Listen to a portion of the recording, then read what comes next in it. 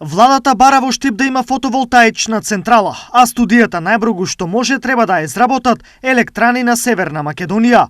Одлуката е од синокешната владина седница и се однесува за централа со јачина од 300 до 350 мегаволти. Владата го задолжи акционерството друштво ЕСМ да изработи студија за оправданост и сите потребни технички и финансиско-економски анализи со цел изградба на фотонапонската електрана од 300 мегавати до 350 мегавати на локација во непосредна близина на Штип, односно на земјиштето кое беше планирано да се изградба на карго аеродромот.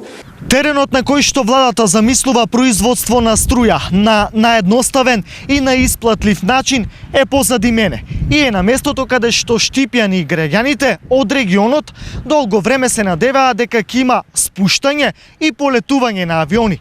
Наместо нив, сега овде ќе се произведува струја. За колку време ќе биде изработена студијата и поставени предвидените фотоволтаици? Во овој момент информација нема, но реално е да се очекува дека тоа ќе се случи брзо. Доколку, за пример, ја имаме постапката со фотоволтаичното поле околу Свети Николе.